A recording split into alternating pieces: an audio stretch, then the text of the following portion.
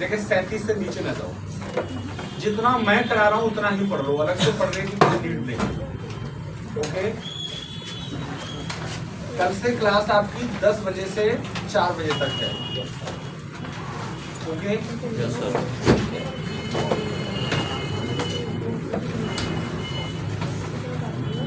Current के लिए Vipin sir Delhi से आ रहे हैं, वो क्लास लेंगे आपकी, ठीक है। करंट और पुलिस एक्ट, गधे टीचरों को ये पता भी नहीं है कि पुलिस एक्ट के क्वेश्चन आएंगे, कैसे आएंगे, कहां से आएंगे। सिलेबस में भी इंटरनल ऐसी चीजें होती हैं जो लोग समझ नहीं पाते। दूसरी बात, सबसे ज्यादा आपके क्वेश्चन आएंगे हिस्ट्री से और पॉलिटी से।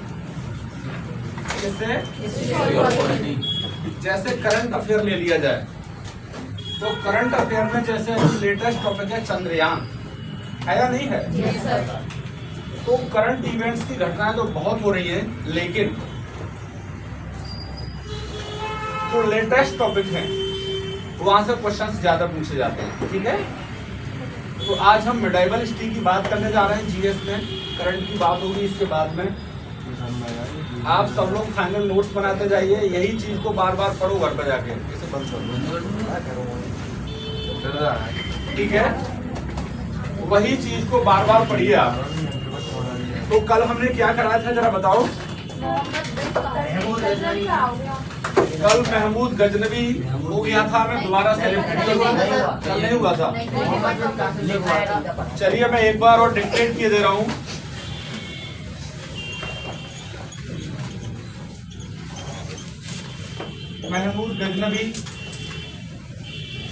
महमूद गजनवी से लगभग क्वेश्चन आता ही है, आपको रटना नहीं है कतई। गजनवी का जो इंपॉर्टेंट अटैक है वो मैंने कल की क्लास में बताया था, सोमनाथ का मंदिर। कौन सा मंदिर है? सोमनाथ का मंदिर।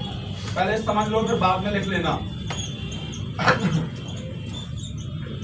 और सोमनाथ का मंदिर कहाँ है? अलीगढ़ में। अरे वेरी गुड, होशियार होगा इसका मतलब। गुजरात में। और सोमनाथ का जो मंदिर है ये सवाल पूछेगा, क्योंकि अब रटे हुए क्वेश्चन नहीं आ रहे हैं, आपको पता होगा।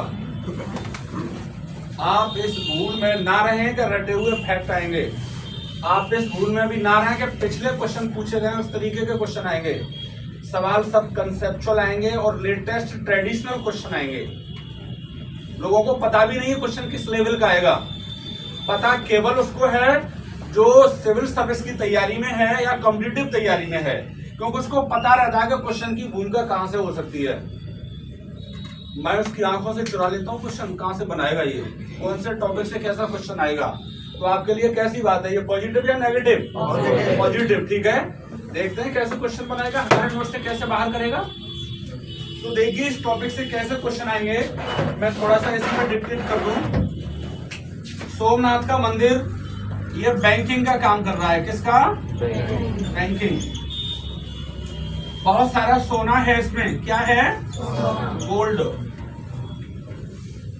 और आपको पता है महमूद गजनवी ने जो टोटल अटैक किए हैं वो कितने किए हैं? 17। वेरी गुड, फिगर बना हुआ साइंस की तरह जीएस को।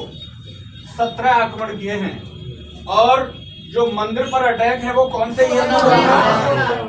कौन सी ईयर में हुआ? 1025। वेरी गुड, ठीक है। और जो लास्ट आक्रमण है इसका, किसका? गजनवी का, वो जाटों के ऊपर है। और जाटों को बोला है खोखर जाति। कौन सी जाति? खोखर जाति। कैसे इसने अटैक किया जाटों पर? डियर, जब इसे ये पता चला कि सोमनाथ के मंदिर में बहुत सारा सोना है, जरा पेन के लिए बोल दो, बहुत सारा सोना है, चलिए जाओ शर्माओ मत, आप चलिए जाओ मिसा जी, कि बहुत सारा सोना इसमें है, तो अट्रैक्शन का क्या बन गया? कॉज बन गया, नहीं बन गया? और इसे ये पता चल गया कि यहाँ से बहुत सारा सोना लूट के गजनी को ले जाएंगे।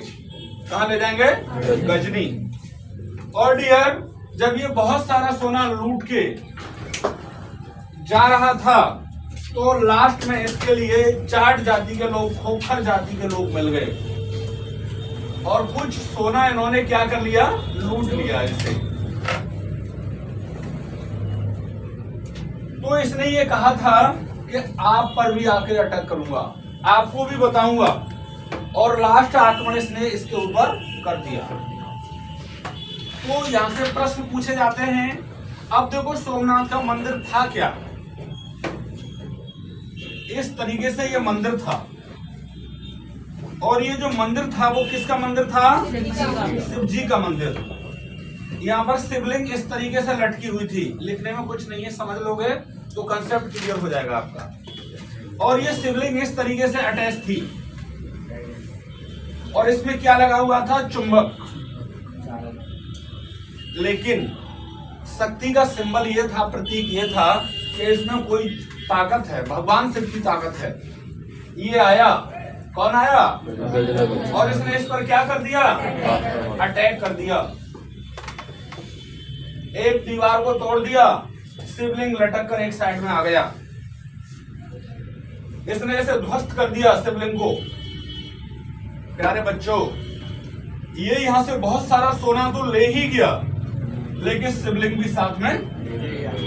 और ये बताते हैं गहरा इतिहास पढ़ने के बाद में, इस शिवलिंग के टुकड़े इसने मस्जिद की स्टेयर से यानी सीढ़ियों पर लगा दिए।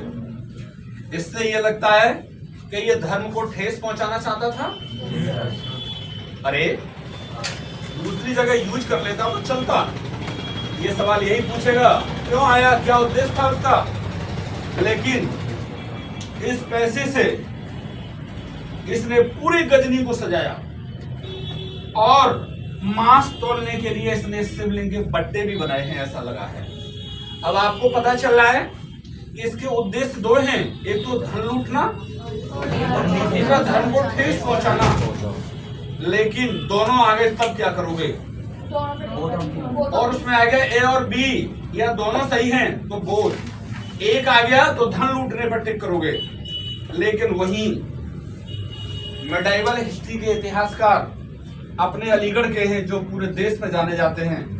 उनका नाम है प्रोफेसर इरफान हबीब साहब। सुना है नाम? नहीं सुना? अरे एमयू में है भाई, ठीक है। उन्होंने मेडाइवल हिस्ट्री पे बहुत काम किया है। उन्होंने क्या लिखा है? अधर्मियों की कोई जाति नहीं होती। इस दुष्ट को ये पता चल जाता कि इतना सोना मक्का की मस्जिद में है, तो ये उस पर भी अटैक कर देता। तो इससे ये लगता है कि इसका उद्देश्य केवल क्या था? धन लूटना था। अब ऑप्शन एक आ रहा है तो धन लूटने पर टिक कर दोगे, या धन लूटना और धर्म को ठेस पहुंचाना, और एक आंसर पे क्लिक करवा रहा है तो धन लूटने पर कर दोगे। और यदि दोनों पूछ रहा है, ए बी डाल रहा है, तो फिर तो आपको करना ही करना है। तो कंसेप्चुअल सोच बन गई आपकी, नहीं बन गई? क्लियर है सवाल? थोड़ा सा लिख लो, थोड़ा सा लिख लीजिएगा।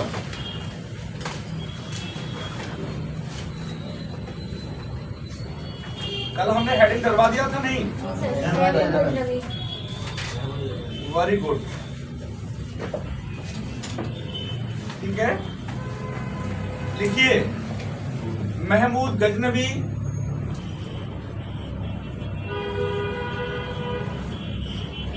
अफगानिस्तान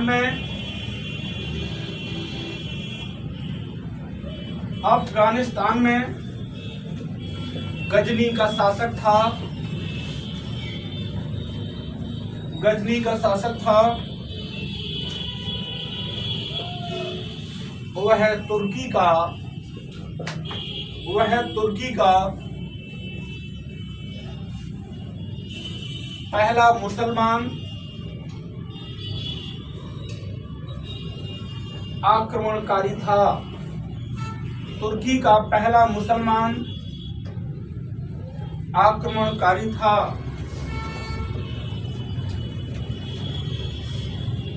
महमूद गजनवी ने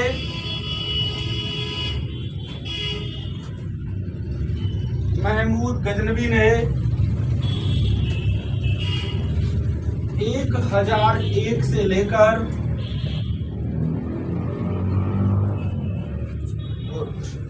केवल 2 लगाओ, 1 लिखो। 1001 से लेकर 1027 तक 1027 1027 तक भारत पर 17 बार आक्रमण किया। 17 बार आक्रमण किया। अंडरलाइन कर दो 17 बार।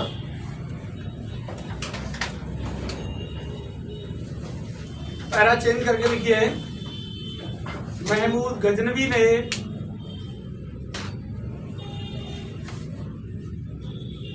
1025 में कब गुजरात के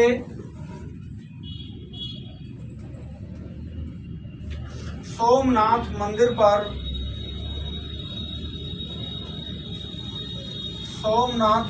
पर और उस समय शासक था भीम प्रथम। कौन? भीम प्रथम। भीम प्रथम। और ये जो भीम प्रथम है ना, ये पूछ लेगा कौन सा शासक है, तो ये है चालुक्य शासक। तो ब्रैकेट में डाल दो चालुक्य शासक। भीम प्रथम के समय में आक्रमण किया। समय में आक्रमण किया।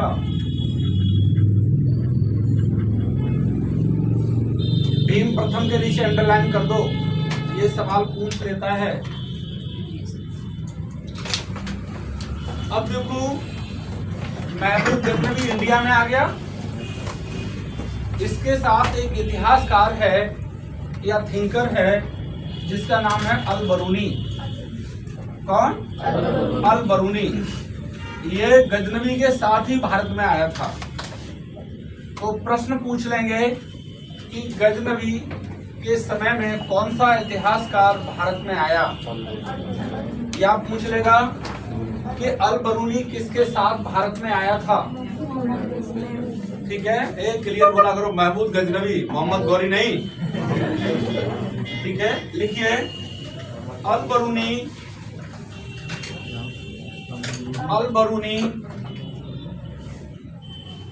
महान इतिहासकार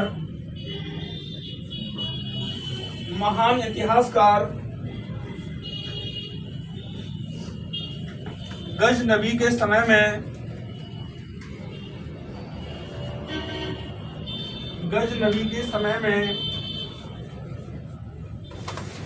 अरब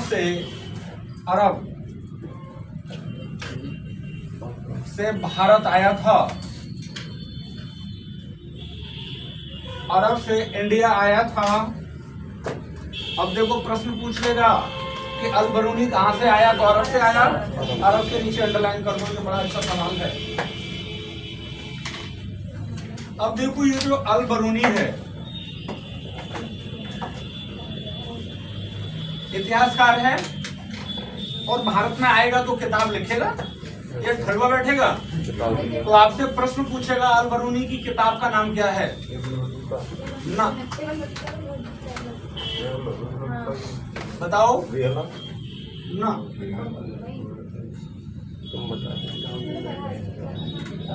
किताब उल हिंद। कौन सी किताब है? लिखिए, अल बरूनी ने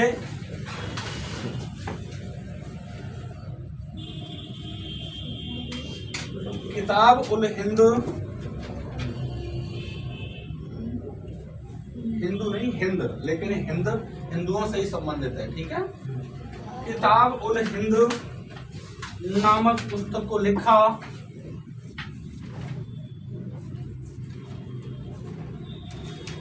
ओके, अब कुछ सवाल कभी कभी मोहम्मद गौरी से भी बन जाते हैं। किससे? मोहम्मद गौरी। तो हेडिंग दे दो, मोहम्मद गौरी।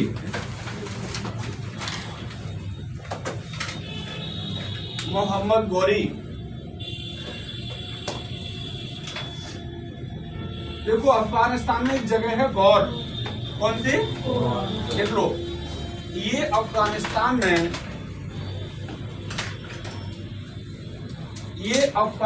में गौर का शासक था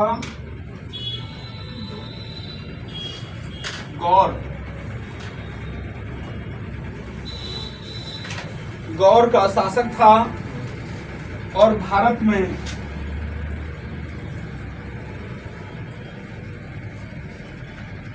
आक्रमण करने वाला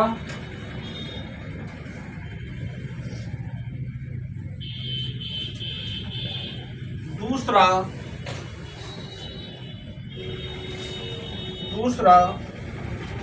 तुर्की आक्रमणकारी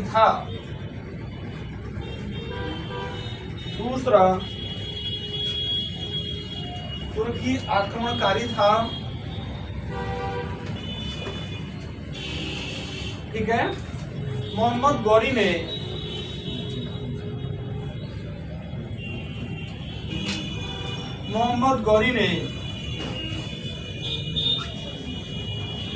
1175 में 1175, ये सवाल बहुत अच्छा है, पूछा भी गया है और पूछा जा सकता है। 1175 में सबसे पहले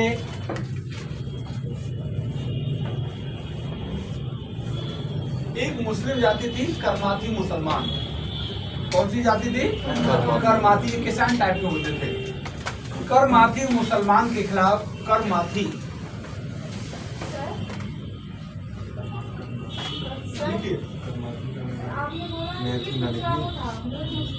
जी। दूसरा है तुर्की, टर्की। ठीक है, लिखिए करमाथी संप्रदाय के खिलाफ अटैक किया। क्या सब एक ही जाति और एक ही धर्म के थोड़ी आएंगे? अरे कुछ अरेबियन आएंगे, कुछ तुर्की आएंगे। लिखो, मोहम्मद गौरी ने 1175 में सबसे पहले करमाथी मुसलमान के खिलाफ क्या लिखा? कमनाथी नहीं, करमाथी। करमाथी संप्रदाय के खिलाफ डियर एक जगह थी मुल्तान। कौन सी? मुल्तान पर अटैक कर दिया। मुल्तान लिखते हैं, लिख लोगे? कोई आवाज नहीं देगा कतई। क्लास लाइव हो रही है, पूरे देश में जा रहा है क्लास। ठीक है, तो कहां पर अटैक किया है? मुल्तान पर अटैक किया है। ओके, बिहार के छात्र भी इसे पढ़ के यूपी में सिपाही बनेंगे, राजस्थान के भी सिपाही बनेंगे, यूपी देवरिया के, गोंडा के, महाराजगंज के छात्र भी बनेंगे, नहीं बनेंगे? सबका भला होना चाहिए। चलिए आगे लिखिएगा। अब मोहम्मद गौरी तराइन की लड़ाई लड़ेंगे। किसकी? तराइन। बड़ी इंपॉर्टेंट लड़ाई है। अरे आपका बच्चा जैसा टेस्ट है, छोटा सा, कोई बड़ा थोड़ी है। आपको लगता है कि बड़ा है, हम इसे कुचल के छोटा बना देंगे। अरे इसकी धुनाई हम ही तो करेंगे इस टेस्ट की। और उस नाव पर सवार कौन होगा? आप बस जितना करा रहे हैं उसको पढ़ते जाओ, 100 बार पढ़ लो रात को घर बजा के। आपको 100 की संख्या लग तो बड़ी नहीं है, लेकिन कोई बड़ी नहीं है। आपके अंदर जब आग लगेगी ना तो 150 बार पढ़ लोगे। पूनम कितनी बार पढ़ोगे? सब भूल जाओगे, खाना बनाना बस कहोगे, पढ़ना है, वर्दी चाहिए। आपने एक ड्रीम सुना होगा, बोलो क्या? कौन सा ड्रीम बताओ? आपने देखा कुछ लोगों का कोई एम और टारगेट नहीं होता, उनको नाप के खाना है रोटियां और सो जाना है, लेकिन आप उनमें नहीं हो। क्या भाई, ये क्लास से क्या नाम है तुम्हारा? शिव कुमार। शिव कुमार, ये सच का हमने नहीं कहा? सत्य बात है। सपने वो नहीं होते जो सो के देखे जाते हैं। अब गए और खर्राटे लेने लगे, रात को 4 लोगों का नींद खराब होकर दिया। प्रियंका, हम सच कह रहे हैं, नहीं कह रहे? सपने वो नहीं होते जो सो के देखे जाते हैं, सपने वो होते हैं जो सोने नहीं देते। जिनकी आग लगती है ना अंदर से, उसे नींद नहीं आती। अब जिन्होंने ठान लिया ना वर्दी लेना है, यूटीपी लिखवाना है कंधों पर, वो सोएंगे क्या? आपने देखा है घोड़ा? देखा है टमटम में जो चलता है घोड़ा? नहीं देखा घोड़ा? सबने देखा होगा बसंती तांगे वाली मूवी में, नहीं देखा? आपने देखा होगा डियर स्टूडेंट्स कि घोड़ा की आंखों पर पट्टा बंधा होता है। हाँ, वाह, वो इसीलिए बंधा होता है कि वो अपने मार्ग से विचलित ना हो जाए, हरी हरी खेतों की घास को ना देख ले, मस्ती में ना आ जाए, और उस पट्टे से उसे अपनी मंजिल दिखाई देती है कि मुझे जाना है आगे। और आपने देखा है अपने गंतव्य तक पहुंच जाता है। Life is a journey not a destination. किसकी औकात है जो इस टेस्ट को सक्सेस होने से रोक लेगा? कोई? आप इरादे तो पैदा करो, जज्बा तो पैदा करो। क्या क्लास में तैयार नहीं होगा ये जो हम बता रहे हैं? अरे होगा या नहीं होगा? बिल्कुल होगा। अब कौन सा युद्ध होने जा रहा है इनका, मोहम्मद गौरी का? बोलिए सब लोग, वेरी गुड। तराइन की लड़ाई। और ये कब होगी? 1191, 1191। बोलिए सब लोग, लिखिए। मोहम्मद गौरी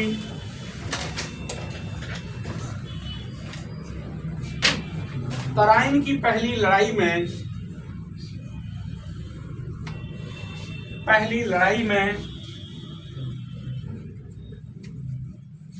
यानी 1191 में, लिख लो, डेट डाल दो, पूछ लेता है ये। 1191 में दिल्ली और अजमेर के शासक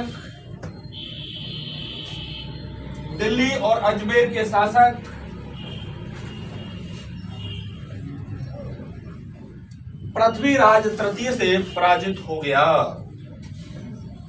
पृथ्वीराज तृतीय से हार गया। थर्ड तृतीय क्या होता है? पृथ्वीराज तृतीय से क्या हो गया? हार गया। लेकिन क्या ये चैन से बैठने वाला है? नहीं। जब छात्र 2 नंबर से फेल हो जाता है, क्या वो बैठता है? अपनी लाइफ को खत्म मानता है? विजय, खड़े हो जाओ विजय। देखिए, ये है आग का 16।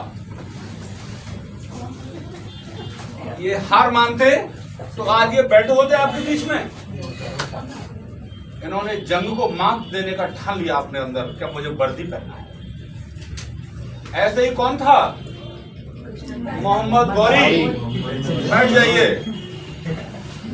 मोहम्मद गौरी हार गया। किससे हार गया? कौन से युद्ध में? कब हार गया? 1191, पायल वास्ते। तबीयत सही नहीं है आपका, हमको लग रहा है, उल्टा सीधा बोल रही है। अब द्वितीय युद्ध होगा और तराइन के नाम से ही होगा, और इसमें ये चुनौती के साथ तैयार होके आएगा, मुझे बदला लेना है। प्यारे बच्चों, द्वितीय तराइन का युद्ध हुआ। पृथ्वीराज चौहान को बंदी बना लिया गया। अलग अलग इतिहासकार अलग अलग बातें करते हैं। कोई तो कहता है कि पृथ्वीराज चौहान का युद्ध क्षेत्र में ही मार दिया गया, आंखें फोड़ दी गई। कोई कहता है कि नहीं, युद्ध क्षेत्र से ले जाया गया, क्योंकि पृथ्वीराज चौहान को शब्द भेदी बाण चलाना आते थे और ये ले गया, और इससे कहा गया कि शब्द भेदी बाण चलाना सिखाइए। और ये बताते हैं पृथ्वीराज चौहान को ये पता चला कि शब्द भेदी बाण चलाना सीख रहे हैं, तो उन्होंने एक गजल गाई थी, गाना गाया था। गजल कब गाई जाती है बता दो जरा। खुशी हो तो लाइव चलना, वरना फिर हम आपको एग्जाम्पल अच्छे देते। अरे गजल दुख में गाया जाता है भाई। गजल होता है कोई आपको अपना छोड़ के चला गया वादा करके। अब लाइव है, आगे नहीं बोल सकते। Do you understand? तो रोने के अलावा कोई चारा होता है क्या? और शेर कब गाया जाता है? जब आपको खुशी मिले। तो इसने बाद में क्या कहा था? 4 बांस 24 गज, अंगुल अष्ट प्रधान, ता ऊपर सुल्तान है, मत चूको चौहान। कोई कहता है कि मोहम्मद गौरी को मार दिया गया, लेकिन ज्यादातर एविडेंस ये निकल के आया कि मोहम्मद गौरी ने बदला ले लिया दुखी। ओके, ये पंक्ति लिखी आ सकती है, पूछ लेगा किसकी है, किस पे ठोकोगे? मोहम्मद गौरी पे? यस, लिखिए। मोहम्मद गौरी ने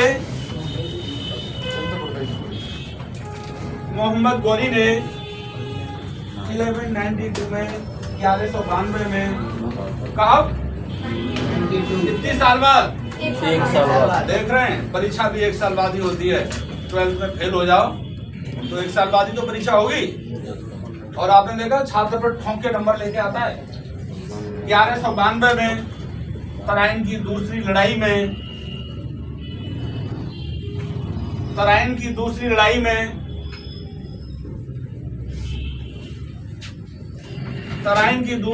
में पृथ्वीराज चौहान को हरा दिया।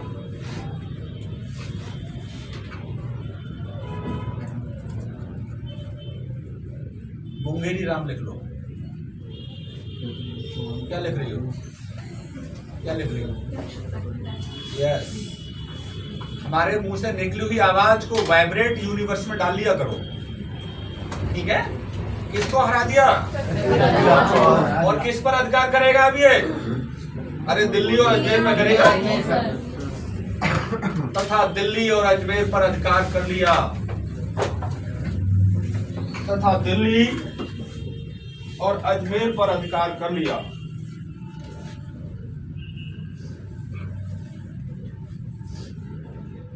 मोहम्मद गौरी के साथ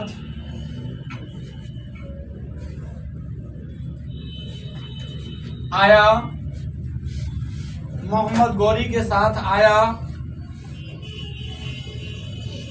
कौन आया था?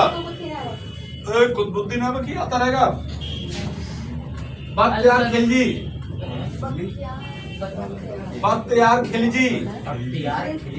और ये क्या करेगा?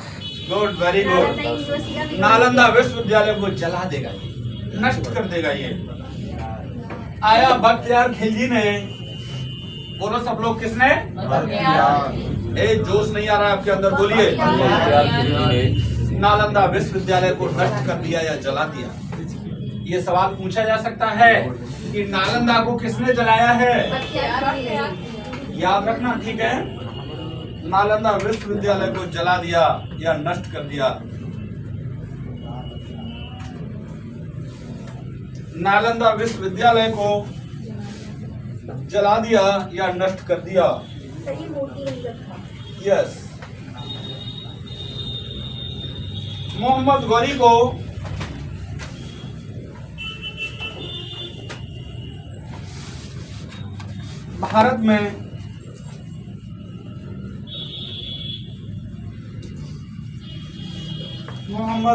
भारत में मुस्लिम साम्राज्य का, किसका? गुड, मुस्लिम साम्राज्य का संस्थापक कहा गया है।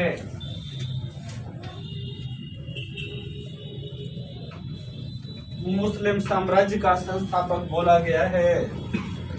अब देखो, यहां हम लौट के आएंगे, सवाल कैसे बनेगा। यदि आपसे ये पूछे कि भारत में मुस्लिम साम्राज्य का संस्थापक कौन है, तो गजनवी का भी नाम आएगा, मोहम्मद गौरी का भी नाम आएगा, कुतुबुद्दीन ऐबक का भी नाम आएगा, लेकिन टिक किस पे करोगे? मोहम्मद गौरी। वहीं दूसरा क्वेश्चन बनेगा कि भारत में अंग्रेजी सत्ता का जनक कौन है, जिसने ब्रिटिश साम्राज्य को एस्टेब्लिश कर दिया? Clive, Robert Clive. ओके, तो लिख लो, भारत में मुस्लिम साम्राज्य का संस्थापक, भारत में मुस्लिम साम्राज्य का संस्थापक मोहम्मद गौरी को बोला गया है। मोहम्मद गौरी को बोला गया है। लेकिन आपको पता है तीसरा क्वेश्चन यहाँ पर बन सकता है। यहाँ पर दिल्ली का वास्तविक वैधानिक सुल्तान मोहम्मद गौरी पे टिक करोगे? Very good. कौन है? वाई? क्योंकि इसने लाहौर की अपेक्षा किससे शासन किया है? दिल्ली से। और इसने खलीफा से, मैंने कल की क्लास में बताया था लेक्चर के थ्रू, सनद प्राप्त किया है। तो देखिए, मुस्लिम साम्राज्य का संस्थापक मोहम्मद गौरी, अंग्रेजी सत्ता का जनक कौन? रॉबर्ट क्लाइव, और दिल्ली सल्तनत का वास्तविक सुल्तान इल्तुतमिश। लेकिन भाई लोग जल्दी में क्वेश्चन ठोक देते हैं उल्टे सीधे। इन्हीं क्वेश्चनों से तो बचना, यही तो सिलेक्शन है। और आप घर पे आके भी सर पटकते हो कि यार थोड़ा सा मैं सब्र से काम ले लेता हूं। ओके, ये आपने इन क्वेश्चनों में सब्र से काम ले लिया तो सब वर्दी पहनोगे। जिस पे मैं जोर दे रहा हूं क्वेश्चन पे, उसे अंडरलाइन कर लिया करो। बाकी चीजें कुछ छूटी होंगी वो मेरी किताब में है, मेरे नोट्स में है, क्योंकि समय वेस्ट करना ठीक नहीं है। ठीक है, आगे लिखिए डियर। अब सत्ता में आएगा कौन? कुतुबुद्दीन ऐबक। कौन आएगा? हेडिंग दे दो, कुतुबुद्दीन ऐबक।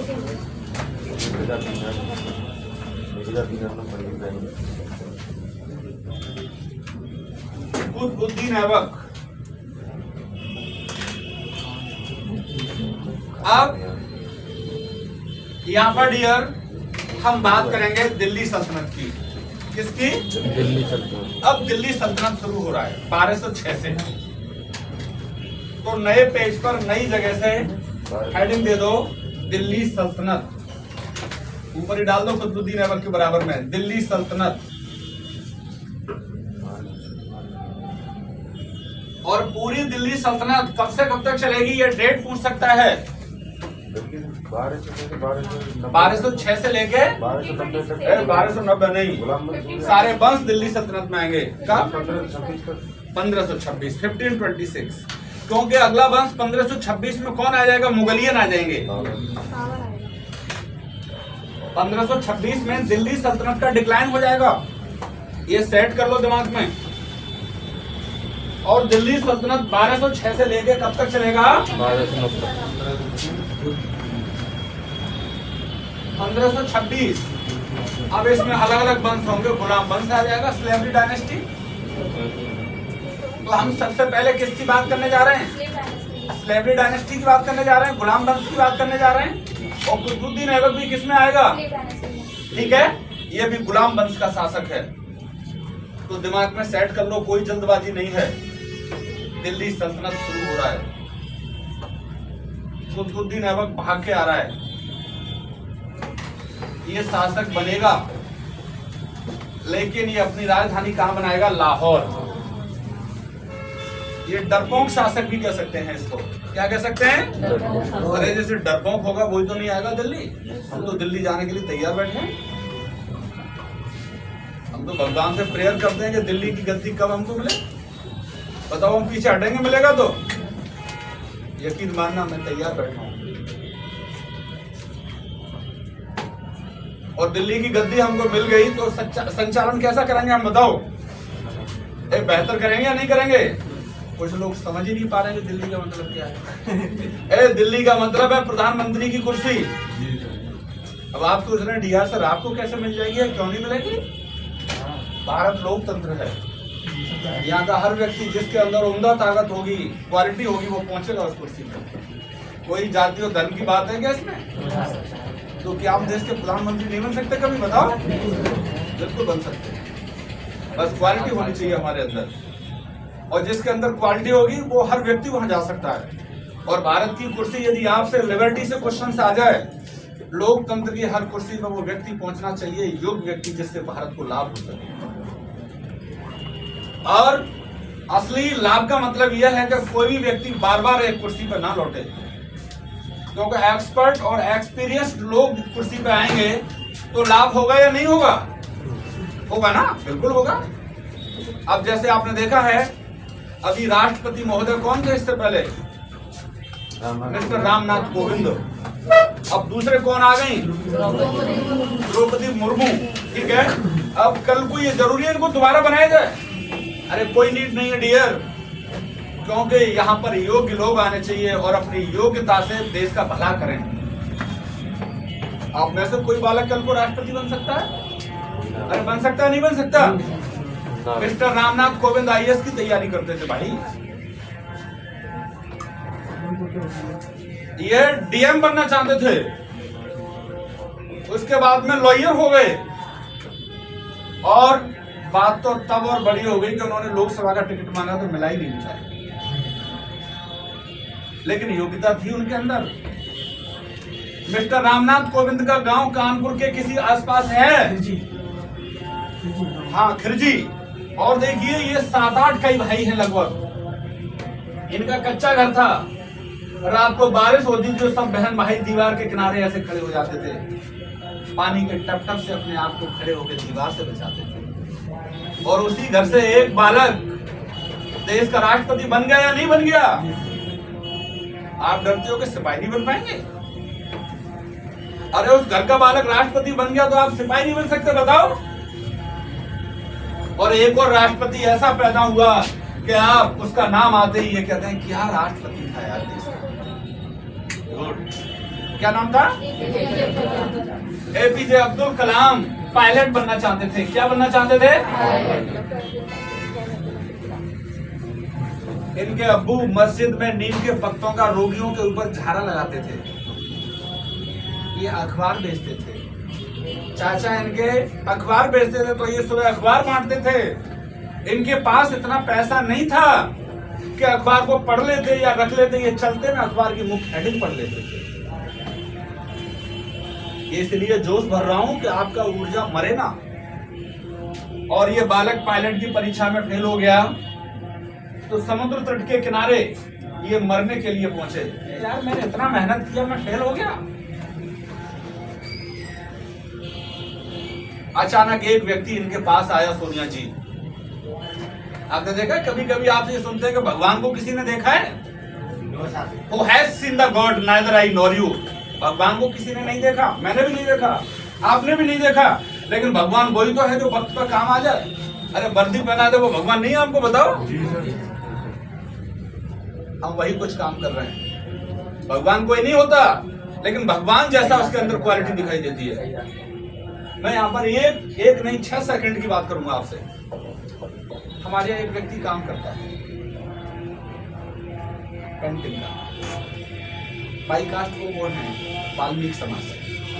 एक दिन उनको अटैक पड़ गया, हमने उनका नंबर नहीं, टेलीफोन नहीं चलाते थे। 4-5 महीने बाद हमारे पास लौट के आए। हमने कहा तुम थे कहाँ इतने दिनों से? बोले साहब मैं बच गया,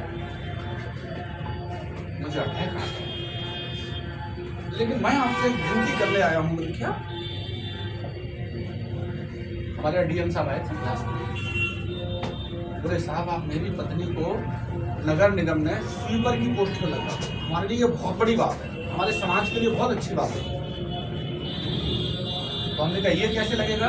बोले साहब आप करा सकते हो, यदि मुझे कुछ हो गया तो मेरे बच्चे तो पल जाएंगे उस नौकरी के सहारे। सुनना इस बात को, ये गंभीर होने जा रहा है, ताकि आप इस परीक्षा के लिए डीप होकर तैयारी करें। हमने डीएम साहब से वो पेपर लेके और पूछा कि उन्होंने हमारी बात को मान लिया। अब क्यों मान लिया आप समझ ही नहीं। उसका सिलेक्शन हो गया। दिवाली पे लगभग 12-14 हजार रुपये मिलता है इसमें सफाई कर्मचारी। तो 12 या 14 का कितना हो गया? 28-30 हजार रुपये होगा 2 महीने का। उनको सैलरी आई। अब वो एक बार हमारे सामने सैलरी मिलने के बाद में दिवाली करके हमारे पास आए, मिठाई का डब्बा हाथ में लेके। बोले साहब हमें इतना रुपया कभी नहीं, और साहब हमको 2 महीने की सैलरी मिली तो हम रुपए गिन रहे थे, तो हर रुपए में आपकी फोटो दिखाई दे रही थी हमको कि डीआर सर बैठे हैं फोटो में। कैसा लग रहा है आपको ये सुन के बताओ?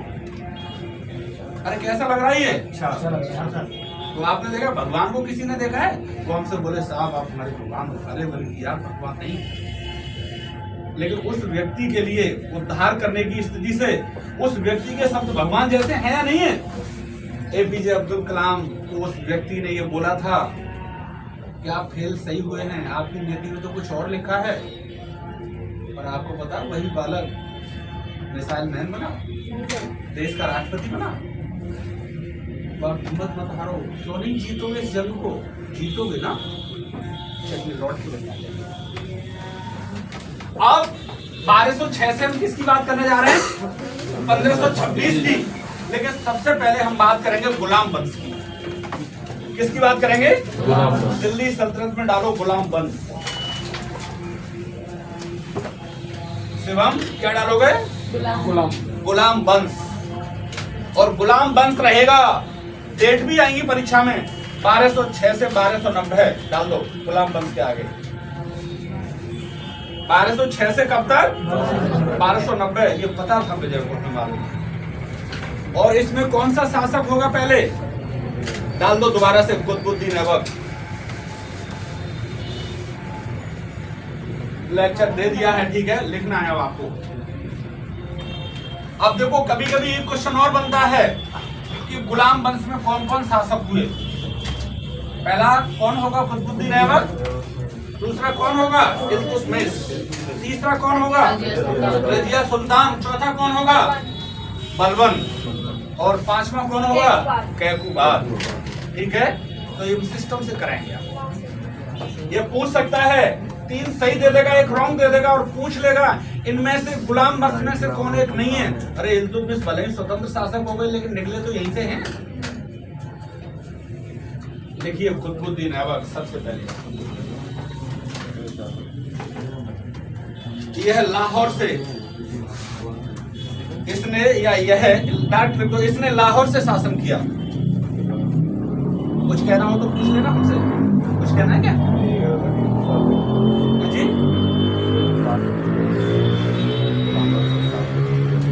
शासक क्यों कहते हैं? कई शासक हैं, बिल्कुल। मैन कराएंगे, ठीक है, इसमें बाकी आपको हमारी किताब में मिलेगा। लेकिन सबसे पहले जो शासक है वो कौन है? कुतुबुद्दीन ऐबक। कुतुबुद्दीन ऐबक लिखो। इसने कहां से शासन किया? लाहौर से। लिख लो। ये कभी दिल्ली नहीं आया, लिख देना इसके आगे। ये कभी दिल्ली नहीं आया।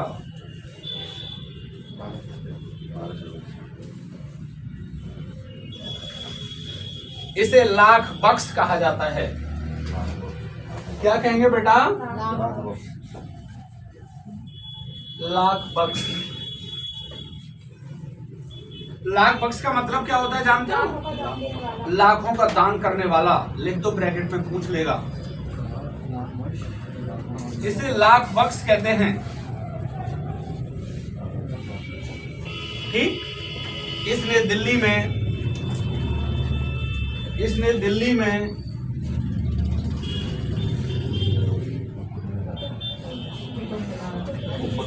कोई कुतुब मीनार नहीं अभी। कुब्बत उल इस्लाम। बोलिए एक बार और बोलो, क्योंकि रिवीजन यही करना है, घर नहीं जाना है आपको। दिल्ली में कुब्बत उल इस्लाम, सब लोग बोलो। गुड। इसने दिल्ली में कुब्बत उल इस्लाम मस्जिद का, समझ में आ रहा है जी? कुब्बत उल इस्लाम मस्जिद का निर्माण कराया। भैया इसे अंडरलाइन कर देना, ये सवाल पूछा जा सकता है। लेकिन इसकी खास बात क्या है शिवम? खास बात क्या है इसकी? आपसे ये पूछेगा कि दिल्ली की या भारत की पहली मस्जिद कौन सी है, तो जामा मस्जिद पर टिक मत कर देना, यही है। लेकिन भीड़ किस पर टिक करेगी मालूम है? जामा मस्जिद। जामा मस्जिद तो भारत की सबसे बड़ी मस्जिद है और एशिया की बड़ी मस्जिद है। लेकिन आपसे ये प्रश्न पूछा जाए कि भारत की पहली मस्जिद कौन सी है, तो किस पर टिक करोगे? दिल्ली की कुब्बत उल इस्लाम। लिख लो इसके बारे में, मैंने लिख दिया, बोर्ड पर लिखा नहीं जा रहा हो तो देखो। यह भारत की पहली मस्जिद कहलाती है। ये भारत की पहली मस्जिद कहलाती है।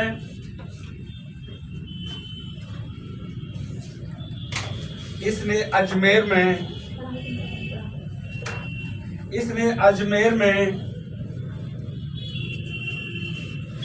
2.5 दिन का झोंपड़ा प्रीतम कितने दिन का?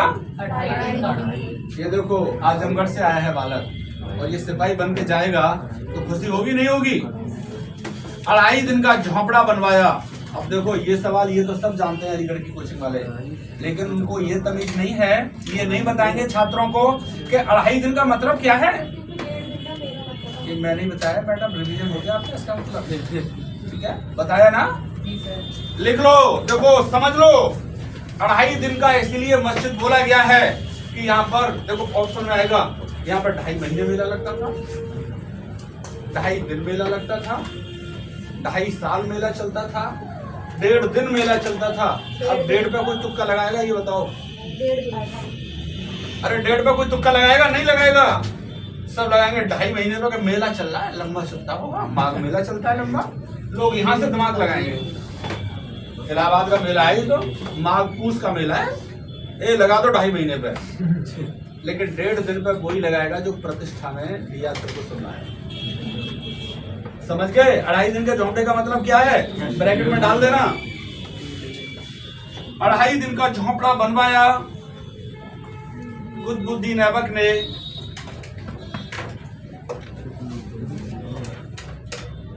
एक सूफी संत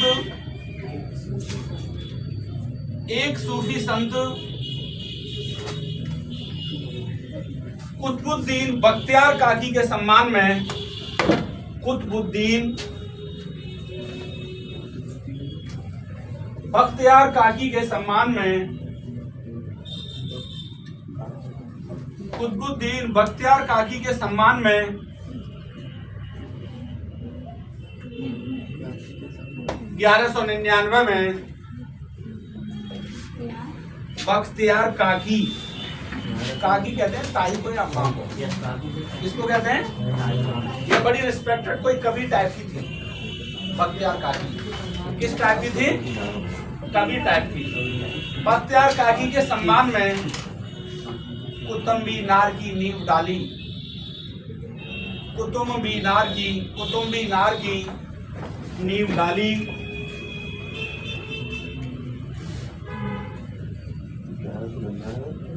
हाँ जी, हाँ सर, ये ये लिखो पहले, बाद में बात करेंगे। इसे उसके दामाद, इसे उसके दामाद किसने? इल्तुतमिश ने। इसे उसके दामाद इल्तुतमिश ने पूरा करवाया।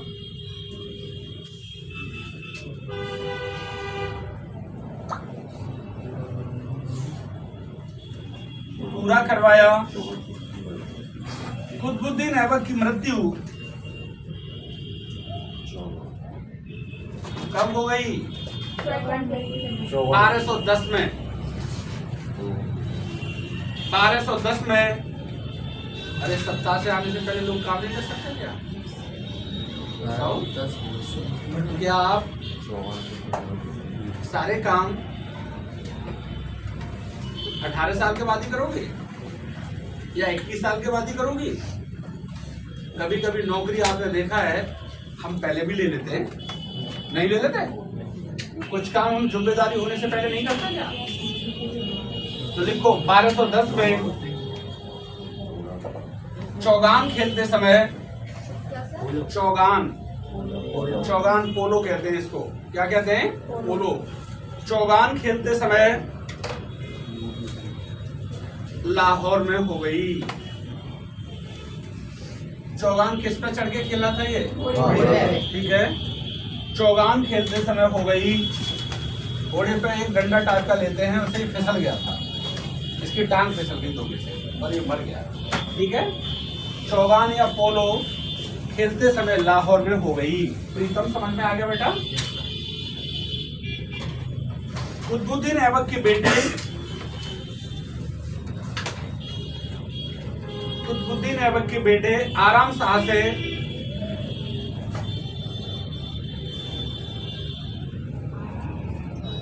आराम शाह क्या लिखा? गुड। उसके बहनोई के बहनोई इल्तुतमिश ने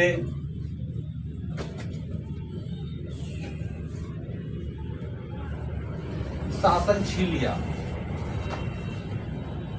इल्तुतमिश ने शासन छीन लिया। ठीक, ये खुद को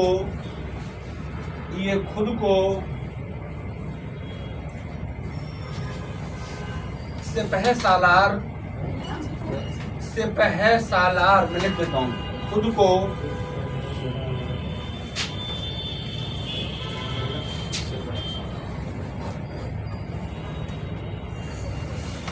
सिपह सालार लिख लो। सिपह सालार का मतलब क्या बताओ? किसने खुद को सिपह सालार बोला? पूनम बताओ। विजय सेनापति। हाँ, सिपह सालार का मतलब है सेनापति बोला है।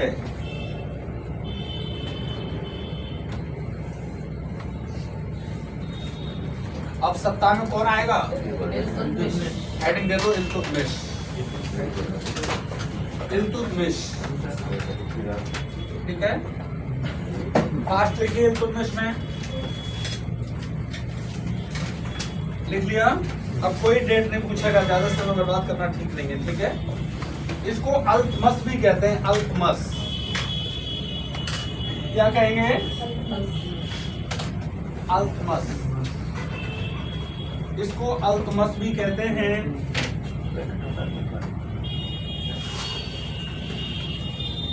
इसने खुद को दिल्ली का सुल्तान बोला। इसने खुद को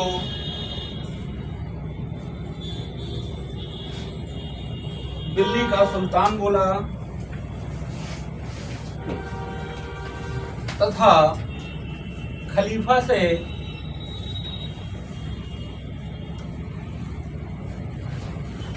सनद प्राप्त किया। सनद का मतलब है ऑथेंटिक लेटर। प्राप्त किया और दिल्ली का प्रथम वैधानिक सुल्तान बन गया। दिल्ली का प्रथम वैधानिक वैलिड सुल्तान बन गया। इसने लाहौर की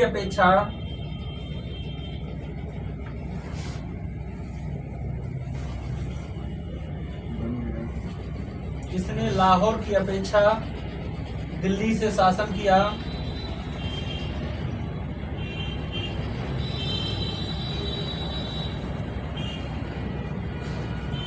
कहां से? दिल्ली से। आगे लिखिए।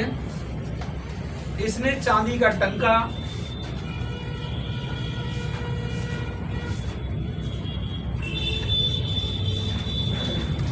और तांबे का जीतक चलाया। इसे अंडरलाइन कर लेना, ये सवाल बहुत इंपॉर्टेंट है। जीतक, चांदी का टंका और तांबे का जीतक चलाया। आइए,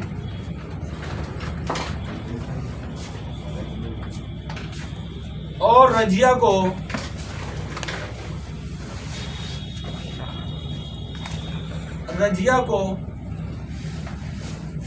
कोई डाउट क्या?